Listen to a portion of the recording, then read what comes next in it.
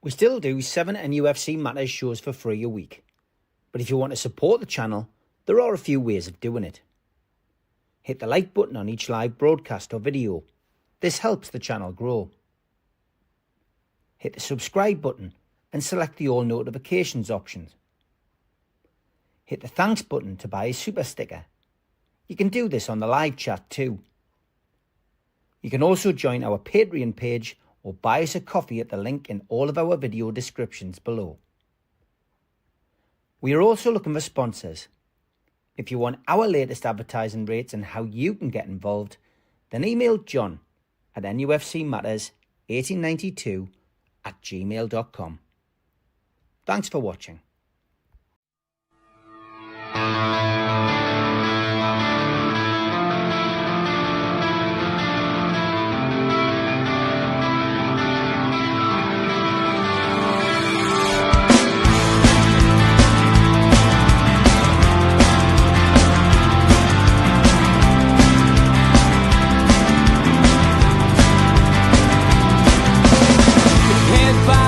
Critics attack. It feels like I've been talking to myself again. But it's the only way you're ever gonna learn. You look back and it's all in the past. I'm dwelling on the thoughts I cannot say to you. If I don't say the words, then maybe it's not true. And it feels alright when they come and say to you,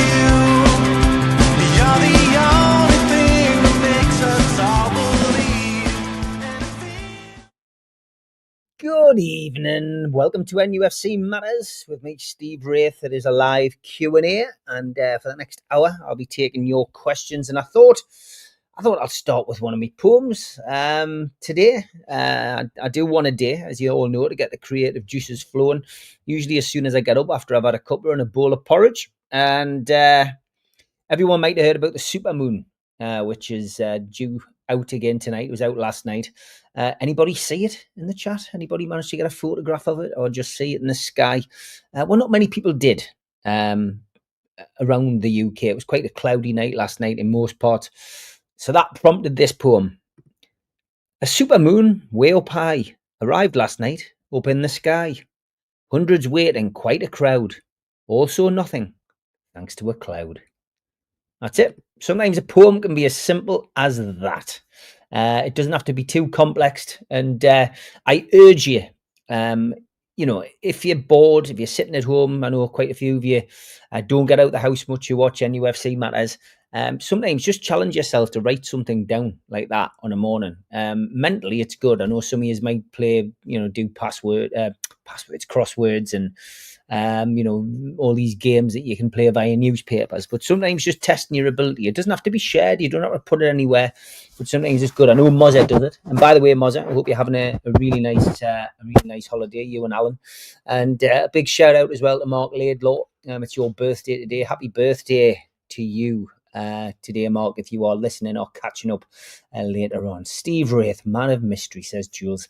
Jules, you've met us. I'm not a man of mystery, that's for certain, but it's good being off camera sometimes. It means I can change scenery. I can be in a different country. I can be in a different part of the world. I can be anywhere doing these, and I don't mind doing them. And I'd probably like to do a few more, but time permitting, it's sometimes quite difficult.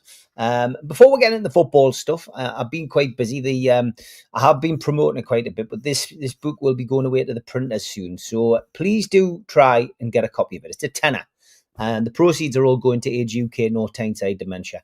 This book's something I'm really proud of. I've written lots of books over the years, but this one is so simple.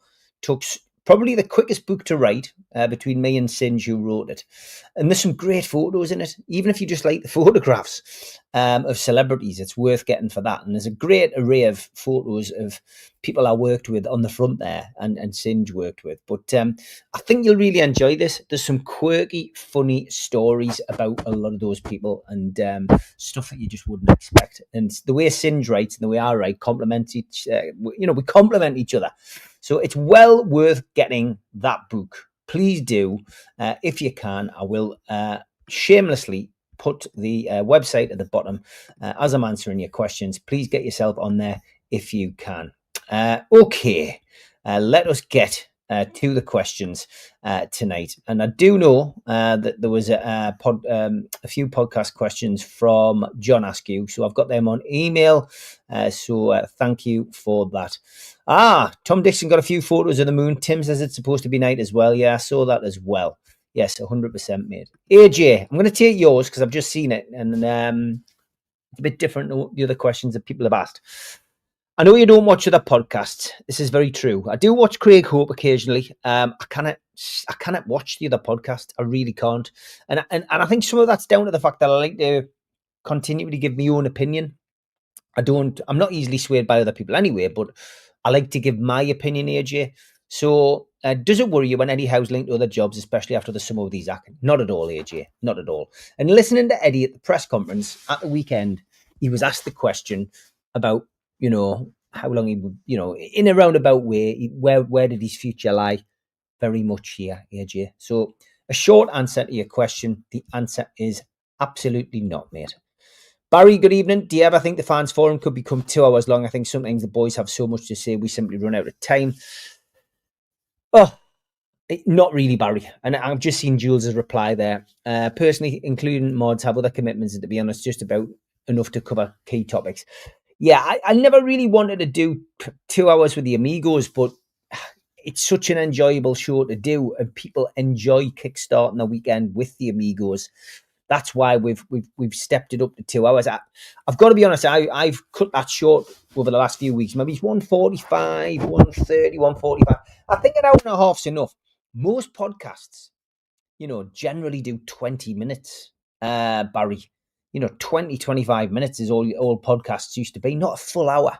So we actually do what is classified as over the top for the forum. But yeah, I don't think we could continue. I mean, I know we could. I know we could probably step over to an hour and a half. Well, we've done it before. We used to do Match Day Live, which was great, but I go to the games, so it's impossible to do that. But for me personally, yeah, I think an hour's enough.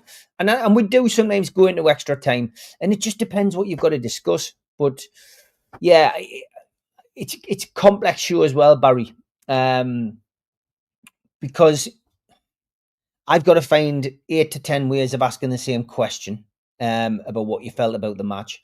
And I sometimes give my opinion. I try not to give my opinion on there, but sometimes it's very hard not to, So I think what's happened with the fans forum is over the course of time, you guys have made that your own show to the point where I really don't have to say anything or a great deal of things on there unless I really need to.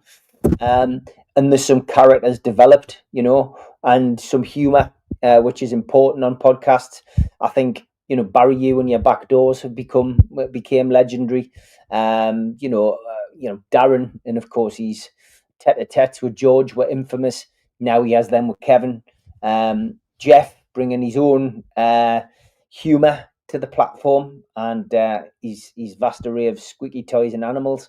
And I could go on, and the lads we've lost, like Chris, who used to do roving reports as he was running around London, bless him. And, the man who used to sit in the dark during lockdown. And, we've had it all on that programme.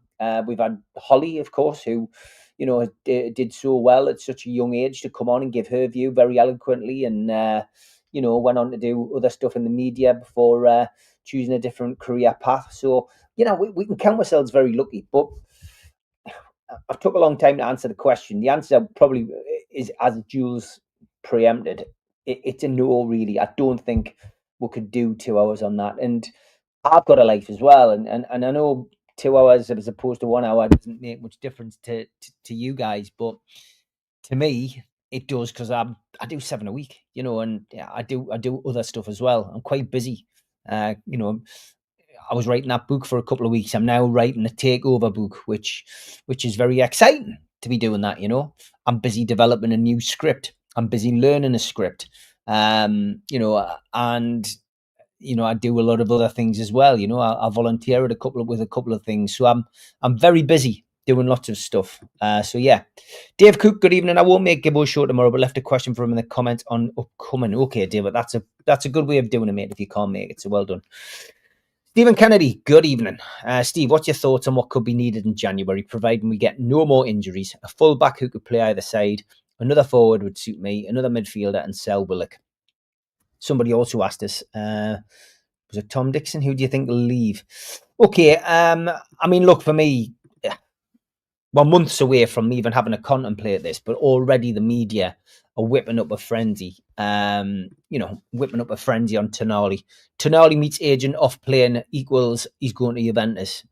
No, it doesn't. It means he's probably picking him up at the airport and taking him across to his hotel or back home before he goes training for the international team. But this is the kind of rubbish that we have to put up with. And the Isak thing, you know what? We fall back, don't we? And what we were discussing before the summer transfer window, which was we're going to have to get used to big name players going. And I think we probably all expected an Anthony Gordon or a Bruno Guimaraes to leave before Alexander Isak. And we were saying on this show, we are going to have to get used to losing big name players. Not because we're a selling club, but because we have to sell to progress. And the money that comes in from a Isak gets invested back into the team. It's not like Gascoigne, Waddle, Beardsley, where Beardsley helped build a new stand. Waddle helped pay the wages. And, it's not like that anymore. And for me personally, I was all right with Isak leaving. I just wish it had happened earlier and we could have made the signings that we wanted earlier. But it wasn't to be. The way it happened is the way it happened. History shows that we just move on. And at the moment, we're doing okay. 3 points off the top of the Champions League table after 2 games. 7 points off the top of the Premier League and into the next round of the Carabao Cup. Said it a couple of times already this week. Not a bad start to the season when you bear in mind we haven't been playing to our best at this moment in time. I watch more YouTube to regular TVs. I find normal telly awful. Steve, your streams are a godsend. Thank you, very kind. Getting back to Stephen's question. I still think we need another forward. Asula surprised me this season. He hasn't gone backwards and he hasn't gone into his shell after he was almost sold in the summer. He's reacted in a positive way when he's come on. He scored a couple of goals. So I think he definitely fills a role and a gap and could come on as an impact sub, a bit like Harvey Barnes can. I do think we need another forward. I am concerned about Wissa. He's not injury prone, but he comes back in November and then he's away again in December. And if they have a long run in the competition, we're going to be without him until January-ish. So it's not a positive thing going into the next part of the season with only one striker again. So yeah, for me, I would genuinely bring in another forward. It's so difficult to get a forward anyway. Getting one in January is going to be equally difficult. Let's hope they've got the tentacles out and they're looking abroad for a young man who they can develop like an Ekatike kind of character, somebody who's a polar opposite to Voltemada, but also somebody who is younger than Wissa, who will be the future. That's what we need. We might have to buy that in because it doesn't look like there's anyone coming through the youth academy. Midfield, I think we're okay at the moment, 100%. I don't think we need to improve the midfield. If you were going to push me and say bringing a midfielder in was important, I still think we need somebody to, we call him a lock picker, but somebody creative in the midfield is very important. I still think Lewis Miley's developing. I think Lewis Miley could fit the Joe Linton role as opposed to a playmaker, so that we still need like somebody creative in that midfield, 100%. As for fullbacks, we know we've got Tino who can play both sides. Lewis Hall at a push could probably play both sides. But, you're looking now at Malik Chow, Botman, Dan Burn and Fabian Shaw as your back four who are coming through. You probably just need to continue to build. I mean, Alex Murphy's getting mentioned a lot. For me, I don't know enough about Alex Murphy. I haven't seen a great deal of him, but he hasn't had much game time, which suggests that Eddie doesn't trust him at the moment. So for me, I'm not so sure about Alex Murphy. And as I say, the progress from the from the academy hasn't been great in recent years. So yeah, for me, I think it's very, very strange, and I'd like to think that the academy improves. But yeah, I do think we need to continue to build on those players coming through at the back 100%. So yeah, centre forward would still be me first. Creative midfield player, and maybe build at the back again. Another full back, probably the right hand side. Barry asked us how I saw Alex Murphy's position at Newcastle. I think the kid will make it. May have to go on loan to gain experience. People are saying if he can't get ahead of Burn, he's got no future. Yeah, well, that's the point, isn't it, Barry? If he can't get ahead of Burn in the team at the moment, then that's not great, is it? So yeah, maybe going out on loan would be good for him. Got a tickly cough today, folks. Apologies. For a successful season, we could do with scrapping out a few 1-0 wins, particularly away from home. Brighton away might give us an indication of where we are. Do you agree? I'm gonna play the ads. I've got a quite tickly cough. Let us sort this out. I'll be back after the ads. A big thanks to all our sponsors, Skips and Bins. You can find them at their website, skipsandbins.com. Contact them at www.skipsandbins.com/contact. Say hello to low-cost waste disposal with pay-as-you-go and contract waste management. A big thanks to Mr. Vicky's Sauces, handmade in Cumbria. You can find them at their website, mrvickies.co.uk. Email info@mrvickies.co.uk or telephone 01768 210 102. Thanks to our fanzine sponsor, United Group Travel. There are no strangers on our tours, just friends you haven't met yet. 2 crew driver and courier, local family company, 3-star plus quality hotels and no interchanges. Hot and cold snacks and drinks available on the coach, all excursions included. Their website, unitedgrouptravel.com. Email beverly.ugtl@gmail.com. Telephone 01670 632 460 or 0791 666 4174. Just £30 per person deposit. Thanks to Media Arts for all the help with the technical side of things. And if you like listening to us as a podcast, you can go to Sports Social Podcast Network or to iTunes, Spotify, or other podcast providers. If you want to support the show, then hit the subscribe button. It's free. We do 7 shows a week. Hit the little thumb up under the video, which is the like button, or click share to share to your social media. You can also join the channel on YouTube by hitting the join button for as little as $1.99 a month. If you want to become an NUFC Matters member, you can go to nufcmatters.co.uk. It's a £25 one-off fee. You get your pen, you get your badge, a key ring, you get your beer mat and your fridge magnet and your membership card, nufcmatters.co.uk for that.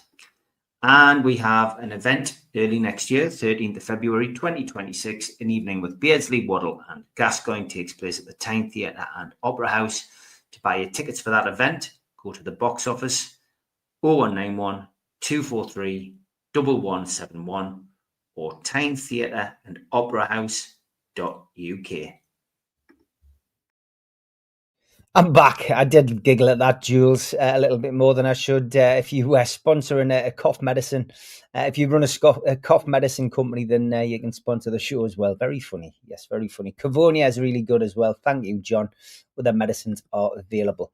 Don't forget as well, Christmas Do, an evening with Warren Barton takes place at the Tyneside Irish Centre on the 21st of November. Tickets are £12. Joe Allen will be asking the questions. Sid from Talk of the Tune will be doing the DJing, and Adam Henderson will be doing a little set as well. We'll have our book on sale at the event as well, so get yourself along to that. Gary, he says, without going into depth, Steve, as I know you don't like being political, so generally, do you think pundits, presenters on TV should be allowed to express their own opinions? I do, by the way. Own opinions about what, Gary? About politics? If you're presenting a football show, really, you should be doing your job and talking about football. you shouldn't really be talking about politics. Likewise, if you are on social media and your social media account is representing you and you are mainly employed by a company, I just think you've just got to be so careful in this day and age.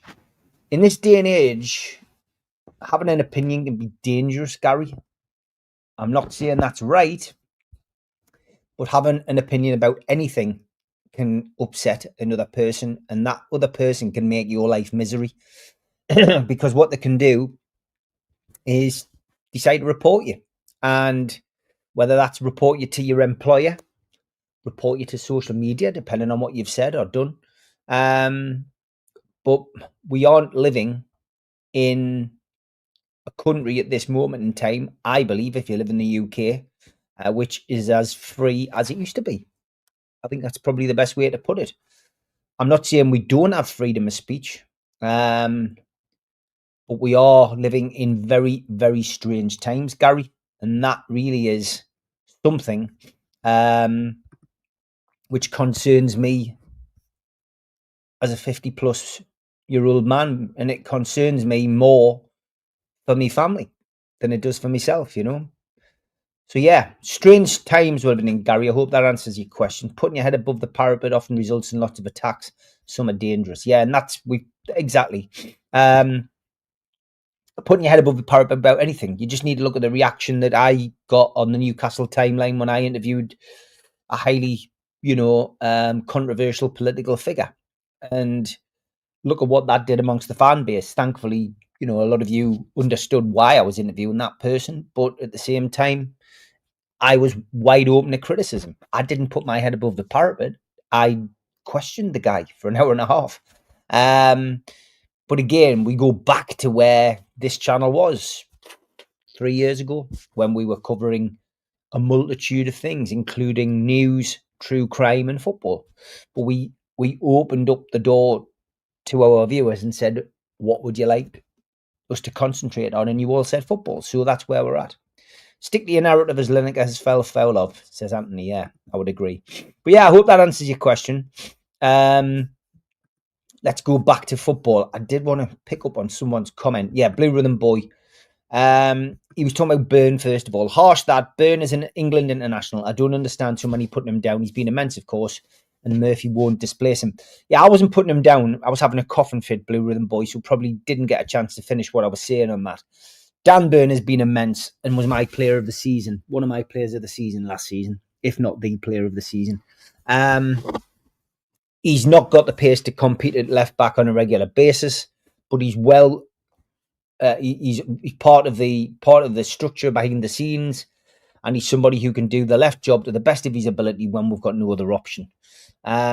It'll be interesting to see what he does, anyhow, when he's got a full squad of players to pick from. Squad rotation will, of course, come into it, but I think it's quite obvious to most people that the future of Newcastle United's back four, as long as they're both fit and able, is going to be Botman, Shaw, Tino, and Lewis Hall.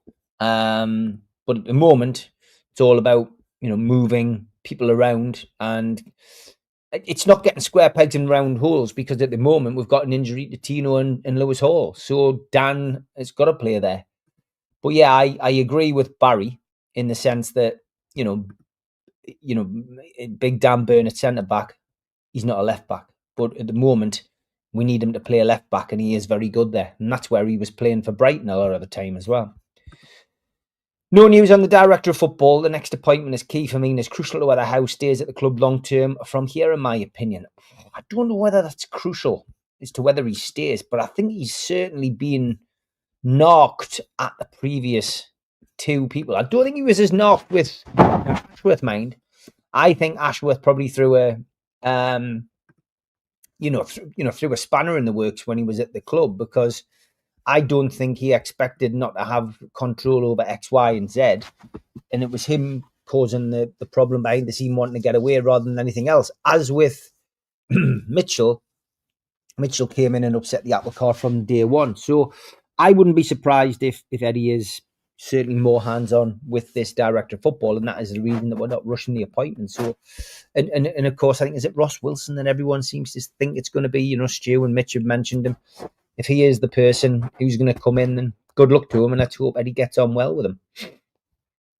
None of our loans doing much here. Time to have a change from Shola. Is he even doing that job, David? Is he actually doing that job now? Because the only time I ever see Shola is when it's a club event and he's basically going along and, representing Newcastle, which he's good at. He's a very sociable person. Not one who would go and have one too many Prosecco, you know what I mean? He's not that kind of character. He's a really good, honest living lad. So maybe he's not doing as much of that as we thought he was. Sounds like Howe's over the moon with a technical director. Well, that's good, Les. We seem to do rather well on transfers when Mr. Ashworth was here. And Top Bobby says, my memory serves me well. We win when Burn plays left back. Look, he's done tremendously well there. And I just think it's the pace that worries most people when Burn plays left back. I really do. Are you a good cook? And if so, what's your signature dishes? I do a very good beans on toast, cheese on toast. So the answer is no, Tim, as to whether I'm a good cook. However, I am the only person in our house who can do soft-boiled eggs properly. So yes, soft-boiled eggs is what you want for your tea with soldiers. I can do them, mate. I can do them 100%. Have you ever run out of fuel and had to refill with a spare can? I don't drive, Dean, so I've never run out of fuel, and I've never had to refill with a spare can. Willock style? Am I missing something there? Push the boat out and get Semenyo. Yeah, John, a lot of people have said that, and I would expect to see Newcastle go for another big name player in January. I'm not saying Semenyo will be the one, but I do feel so. That we will get somebody in January. It's silly Bruno and J7 doing all the miles for Dead Rover. Friendly, rubbish for the player, club and environment. Yeah, bloody is stupid, isn't it? When are we expecting to see players come through the academy? Good question, Craig. But at the moment, the academy's not doing well. They've spent more money on the first team and the women's team than the academy. That's 100%. So I genuinely think we're in a position where we're still going to struggle. Unless they manage to buy players in who are good and who they can coach and bring through. But I don't think we're going to see a massive amount coming through the academy in the next couple of years. Jack Ross is still at Newcastle, 100%, yeah. Typical SM meltdown when the fans thought Burn ahead of Hall at left back, but Eddie has more knowledge than in the nose. Oh, social media, got you. Soft-boiled eggs, yeah, they're lovely, mate. Really nice. Jack Ross announcement included he wouldn't be doing loans, didn't it? I think so, yeah. I like the show cooking you did once on here. Oh, I did a little bit of cooking, yeah, but it's not my thing, Tom. I'm good at eating food. Willock was spotted exactly doing that, Steve, on Ponteland Road. Oh, well, I will go. Cracking story. Oh, there's Jules comment. If you're a manufacturer of cough medicine and would like to sponsor NUFC matters, get in touch. Very good. I don't know what it is. I've definitely got something hanging over us. I have for the last couple of weeks. I think it's starting to come out today. Watch Danny Murphy on a stream before. He's panicking. If PSL gets dropped, then we'll be top of the table, he says. Alan Pardew reckons we're going to be top of the league anyway, doesn't he? Which is interesting. Jules likes a dippy egg. Oh, there you go, Jules. There we go. A woman of taste. Have you watched the Charlie Sheen documentary? He had too much control of the narrative for me. Nobody had a bad word to say, which can't be right given the life he's led. Oh, I haven't. What's that on Blue Rhythm Boy? Let us know. I'm looking for another good doc to watch. I'm busy watching the John Palmer documentary on Sky Documentaries. I think the next one's on this week. I'm also watching The Hack on ITV, which is based on a true story, which is fascinating, about the phone hacking scandal. What else am I watching? I am going to watch this Ed Gein thing, which everyone seems to be going on about. And I do like, as you know, I do watch Coronation Street one day. The aim is to be in it. And the only reality programs I watch are always at the back end of the year.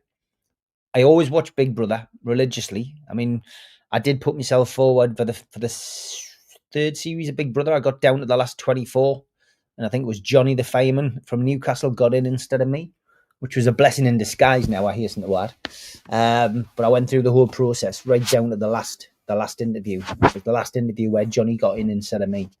I always watch that. I always watch Hunted because my mate is one of the hunters.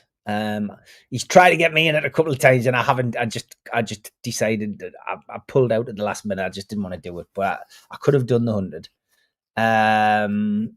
Hunters. What else is there? Oh yeah, Traitors. Celebrity Traitors is coming on. I do like that. It's a good idea. It's a good concept. I like it, and it's very like Wink Murder, which I've played as when I was doing my drama degree. It's very good. Kitchen break. Did you not do a good chili, Steve? Yeah, I made a chili. I did like. I don't know whether I've still got the videos.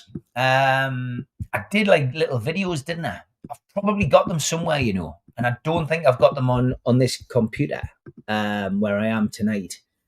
But I definitely did some little videos of stuff that I made. I'll just have to come back to them. I'll find them at some point and I'll put them back on. I'll put them on the next Q&A, but I might have deleted them. Who knows?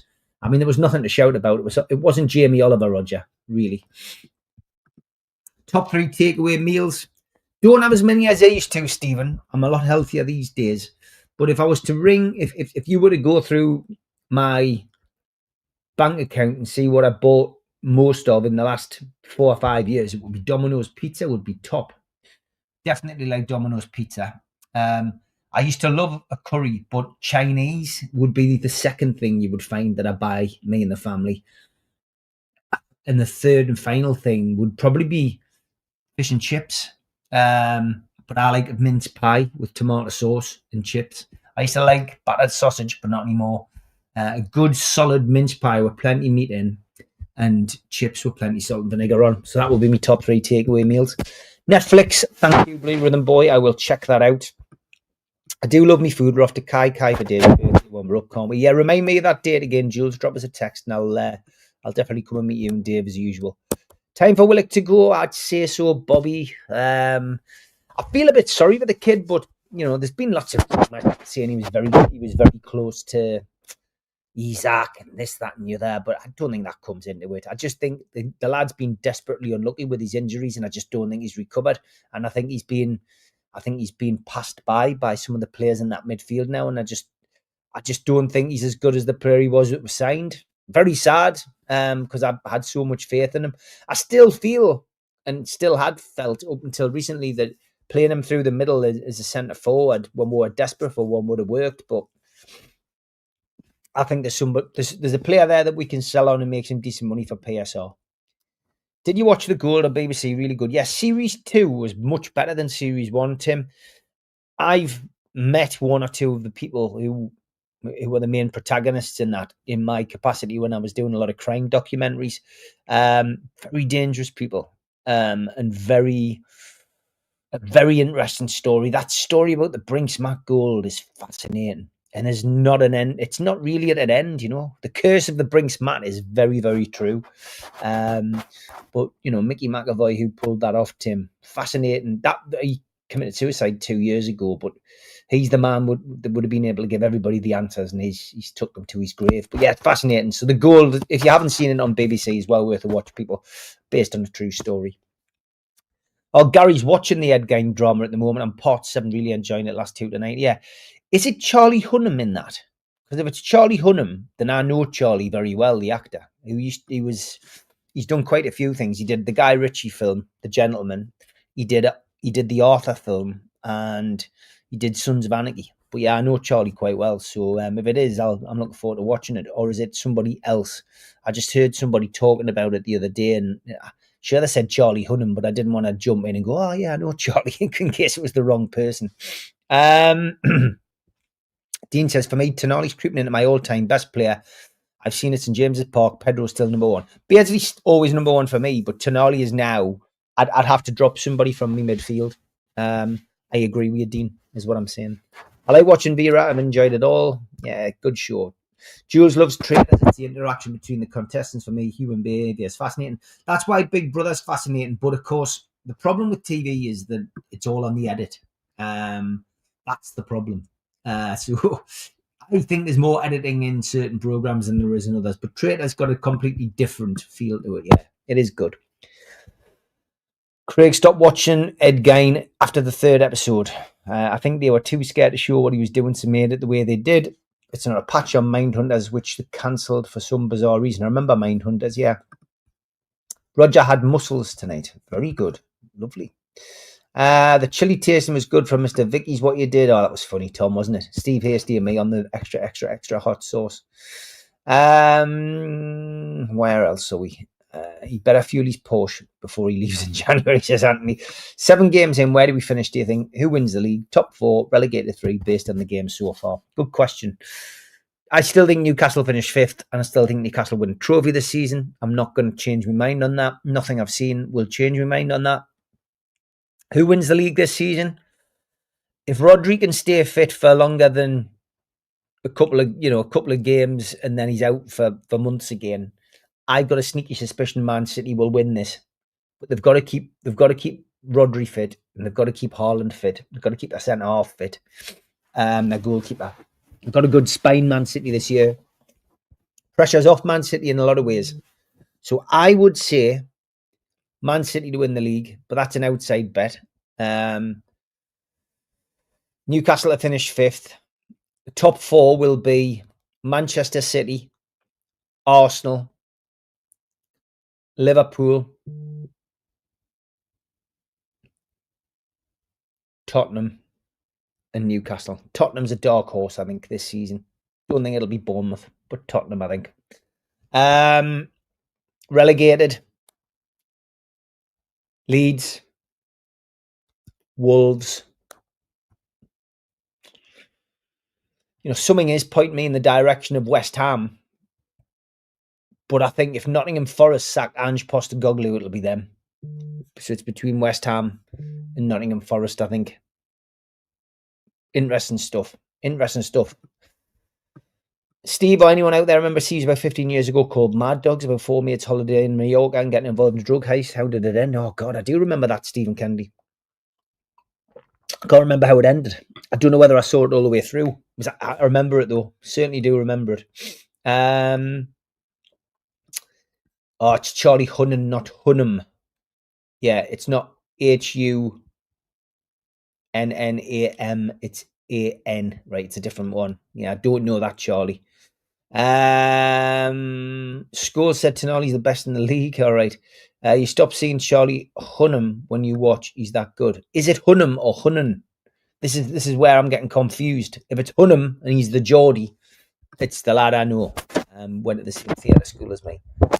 My mate was in the club shop at the weekend, said they aren't getting any restock on the Terrace Icons because there's another new range coming out soon. Yeah, this is the thing that's coming out on the 16th, isn't it? I've seen that, yeah. They didn't have a great deal of stuff available, Dean, from the Terrace Icons. But when it comes out now, I know my size, I'll buy it online. But yeah, it's the special stuff coming out on the 16th, isn't it? Yeah, I haven't seen any of that, so I don't know what it looks like. Did you see Gerard's comments about why the Golden England generation weren't great? Why do you think that crop of players flopped? I didn't see his comments. Be interested to know what he thought. Too many players, for me, in the same position. And a manager who couldn't pick between Gerrard or Lampard. It's one or the other. You couldn't play both of them. So I also think they had a higher opinion of themselves. I think mentally they weren't right. I think they thought they were better than they were. So I think something went wrong. With them mentally. I think they thought they were better than they were. Rodri went off injured again in the weekend. Didn't look good. Yeah, I saw that.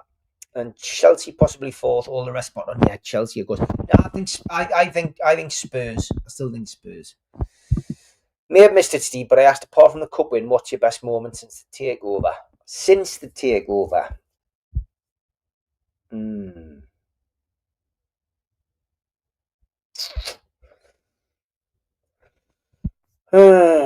Getting to Wembley the first time round was meant a lot. Staying up meant a lot. It is Hunnam. Right, okay, thank you. But yeah, I think but you point to certain results. PSG, of course, getting back into the Champions League, 100%. But yeah, I think probably the first cup final, other than the one we won, getting to the first cup final meant a lot as well.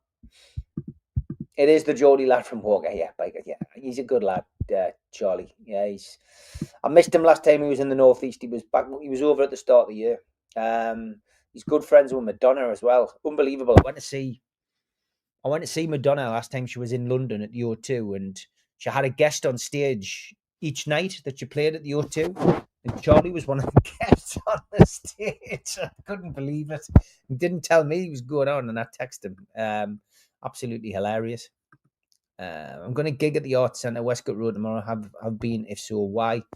I haven't been there, no. So I've got no idea. Not the one on Westcott Road, anyway. Anybody else? Has to be qualification for the Champions League. Yeah, I think so as well. The golden generation for me was the old thing of too many egos, individuals who couldn't make a team. That's part of it, Jules, definitely. Mentally thought they were better than they were, definitely. Gerard said the other day he hated going away and playing for England. What was Mike like? What was Mike Tyson like when you met him, and what did he think of Newcastle? Tyson was great. The problem was I put Mike Tyson on twice, and this is in the book. I put Tyson on twice in the space of 3 years before he got banned from the country for being a criminal.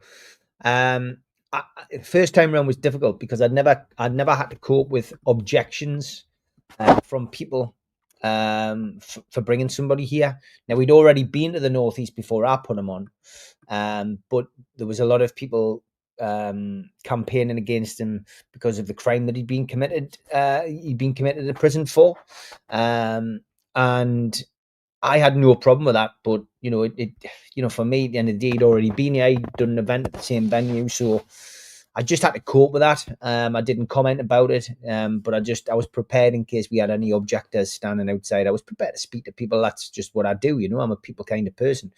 But he was, when he got here the first time, I'm not going to spoil and give you both stories, but the first time he came, I didn't know him. I hadn't met him before. But I gained his trust that day. The second time he came was about 18 months later, and he got off the bus. And when he got off the bus, I really, I just expected him to walk straight past, which, to be honest, I wouldn't have expected anything else. This guy's a superstar. And why on earth would he stop and, talk to me? I mean, I'm the promoter. Yeah, I'm the one putting him on. And, I'm the one ultimately paying his wages.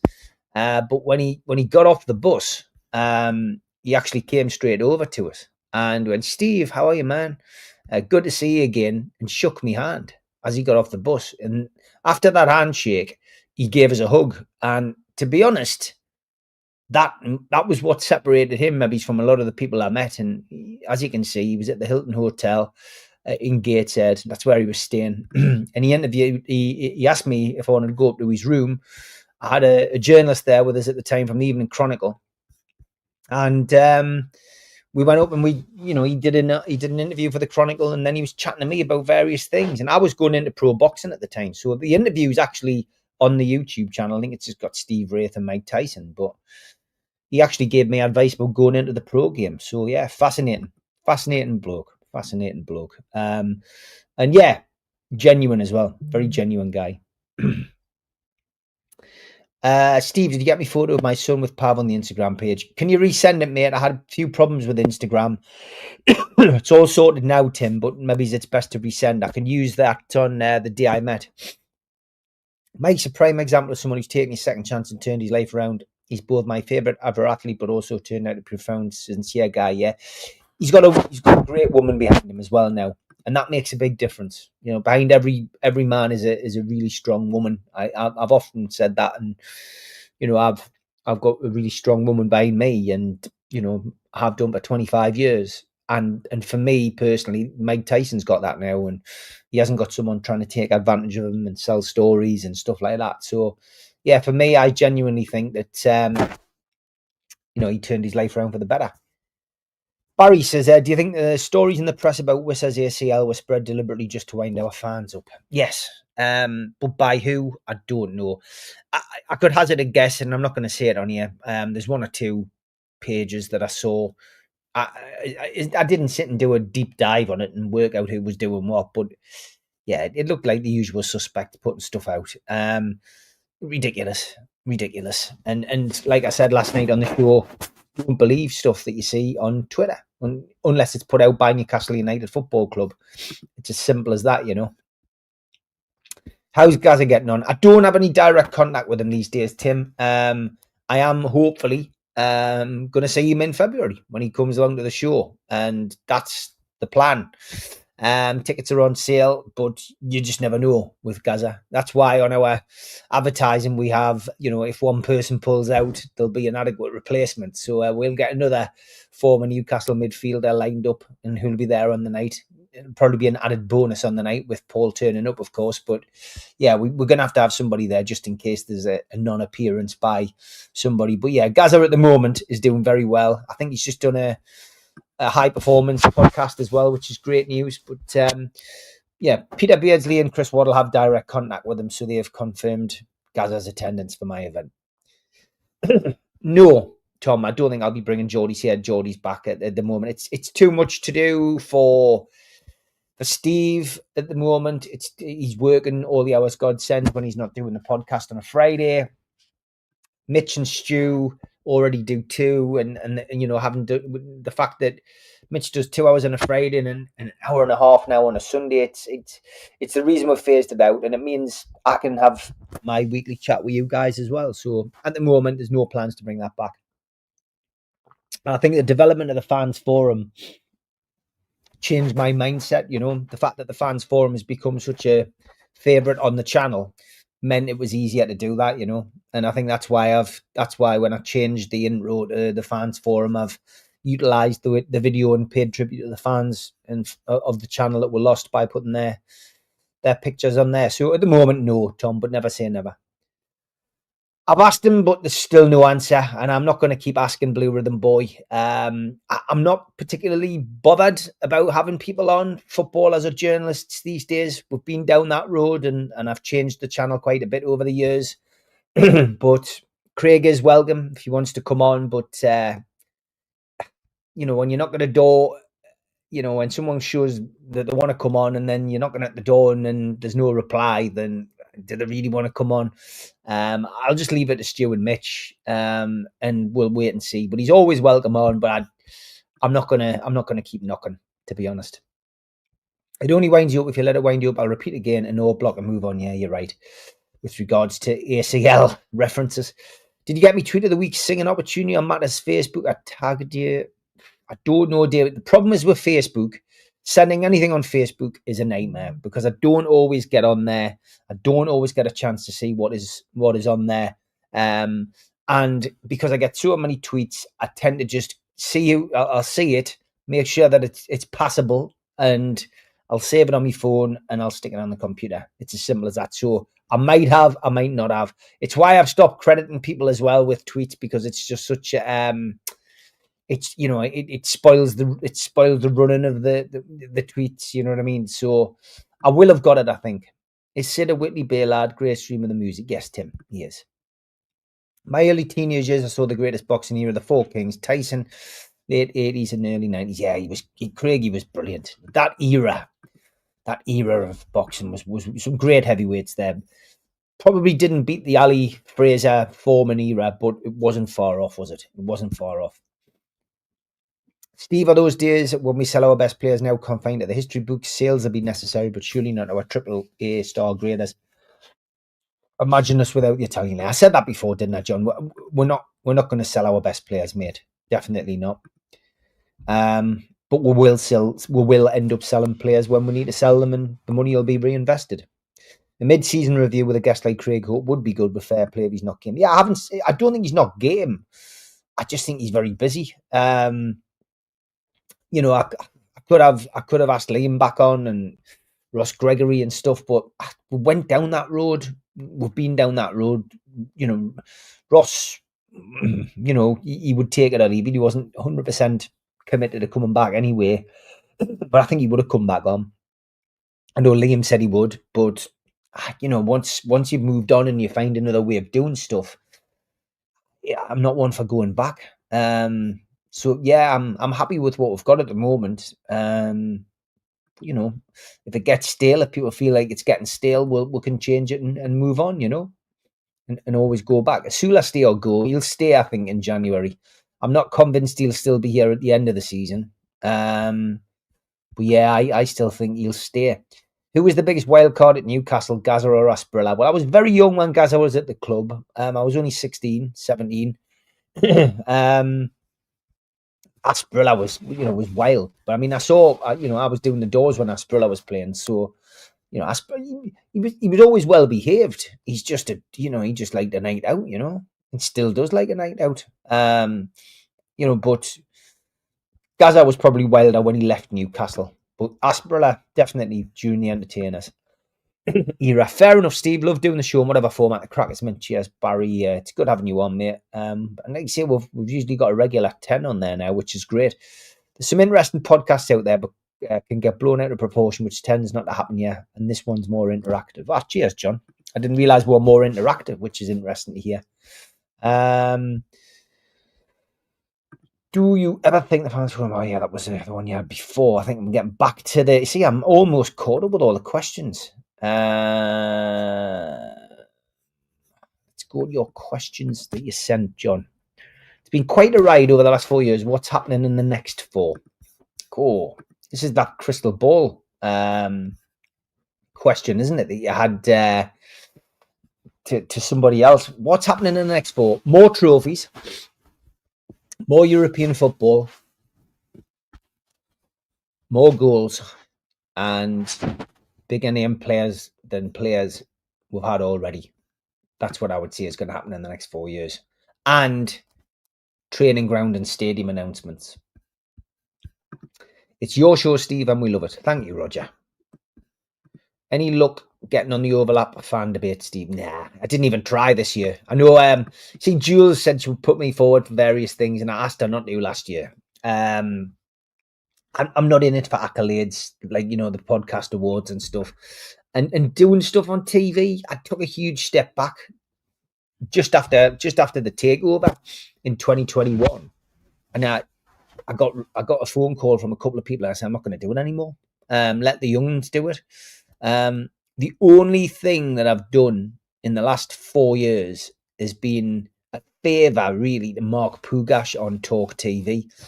And I've done Talk TV a few times. And I've done a couple of Talk Sports radio interviews.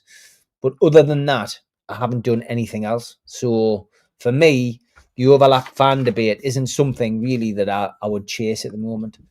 Tommy the Hitman Hearns was your favourite boxer, Craig. Interesting stuff. And do you actually believe PSR will get dropped? There's lots of negative about it now. I do.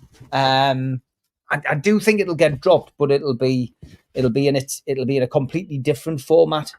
PSR. I think they'll find another way of making our life difficult and making it difficult for us to spend money. And that's just part of the course with regards to Newcastle, isn't it? I just genuinely think that they'll mess us around, there'll be something happens. Jules says, some often take journos' words as gospel, as they do some X accounts and YouTube accounts. Best to take in a wide range of opinions and form your own and blindly follow. Yes, I would agree with that, Jules, as well. Davey says, would you say Waldemara's penalty was better than Supermax against Liverpool at St James's Park? Yeah, I would agree with you, Davey. It was a dead heat. Very, very similar penalties, weren't they? Both struck with power, venom, and well placed. Was Shearer-esque until people started talking about Supermax penalty against Liverpool, and I thought, yeah, a good point. Very, very, very like that. John had another few questions that he emailed us. Are you concerned about the Dan Burn situation? He says it's a World Cup year, but it seems clear that our best combo at centre-back is Botman and Chow. Many in the fan base have reservations about Dan at left-back, and you really can't see Thomas Tuchel playing him there under any circumstances. And then you add into the mix that Eddie loves him. Any thoughts? I know we touched on this earlier on, but just to reiterate, for those of you who tuned in late, I'm not concerned about Dan Burn at all. I just think Dan will run through a brick wall for the team in any position. And Eddie Howe will do his best to get the best out of his player. But I do think that we'll have Tino and Lewis Hall back, in due course, and Eddie will have a decision to make at centre half. But football isn't like that. You can say, okay, so what happens then? So he plays Botman and Chow and doesn't play Byrne. Well, you don't know what's going to happen. Botman could be injured, Chow could be injured, or one of them could be suspended, and then Byrne has to come in and play at centre half. Life isn't like that. Life's not predictable. Football's not predictable, so anything can happen, really. Another question from John was, for some of us, the Elanga situation's a concern. He certainly wasn't cheap, but there's a theory that with his pace, he's more suited to counter-attacking team. But we're more of a high-press unit, and there's times he looks like a dug out of water. Is he an upgrade on Murphy, or are you slightly concerned? I'm not concerned because he's only played a few games. We're only 7 games into the season, and I genuinely feel with Elanga, he'll get there in the end. It could take him, another 6 or 7 months, but he will get there. Fitness is always going to be a big thing, but for me, I genuinely think that it's going to be down to the formation, the players that he's playing with, and I just think that he's a good player and he will come good, but he is an upgrade. He's quicker than Murphy. I think he needs to work on his first touch, but I don't think there's any reason to have any concerns about Elanga. Top Bobby says, I think you've developed a very loyal fan base, Steve, and everyone here seems to be like-minded and of a similar age. This is the only NUFC podcast I have time for. Thanks, Steve. Oh, thank you, Bobby. I really appreciate that, mate. And I think why I haven't decided. Well, I decided not to do any more TV is because I've got this area now, this lovely community where I can talk to like-minded people. It's not a vacuum. It's certainly not an echo chamber, because we do disagree. Panelists disagree. We disagree in the chat, but we do it in a mature and sensible way without any abuse.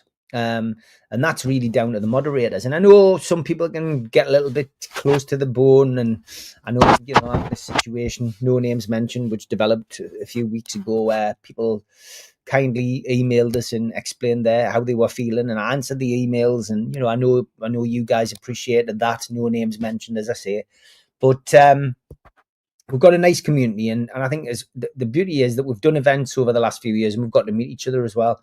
So we all know a little bit more about each other, and there's some real friendships being made through NUFC Matters. And again, that is a huge positive for me.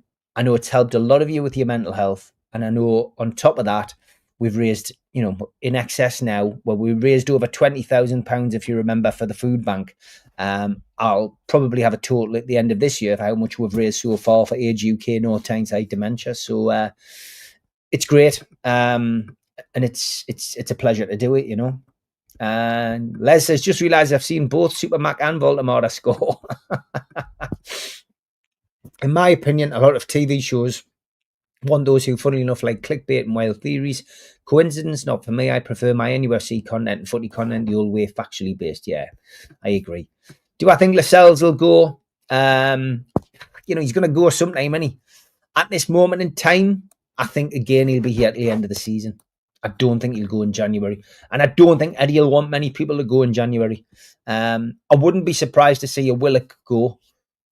But Eddie won't want anybody to go if we're in the same position as we are at the moment.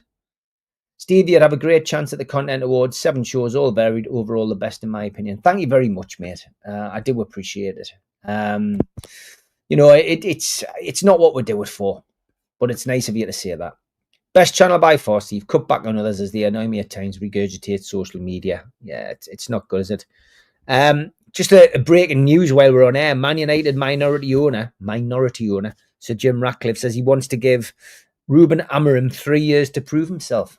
So that's the latest coming out of Manchester United. Great show, Steve. Soft boy legs for tea. That was Tuesday, mate. That was Tuesday. We had, what did we have tonight?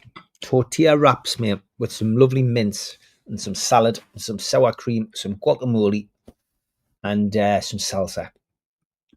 Face to name has been brilliant, says Roger. The old adage, if you're you're nah. That's a beauty of NUFC Matters. Being a mod is a pleasure to help the channel to promote and support, to keep the chat accessible and friendly, but also to make friends who we sometimes have the pleasure to meet in person. Thank you. Have you applied for the Overlap Family Debate yet? Love to see you take on Scholes and Carragher. I just don't even watch the programme. But no, I haven't, is the answer. That's Amarim gone at the international break. Good stuff. Just a reminder, the book is for sale. If you haven't already bought it, please do it tonight. Print and build to pay very shortly. And then obviously we can get the business of selling the 200 copies and trying to raise a good little amount for Age UK, North Tyneside Dementia. Don't forget the Christmas do as well. 12 quid for that. nufcmatterspodcast.co.uk, 21st of November. Warren Barton and Joe Allen. And then the ones in the January, after Christmas period, 23rd of January, Supermatt and Gibbo, 30th of January, Peter Beardsley and Joe Allen, both at the Irish Centre. Tickets available now on nufcmatters.co.uk. I will be back tomorrow with Supermatt and Gibbo at 6. Thanks for putting up with a tickly cough, and thanks for all your questions. Take care. See you tomorrow.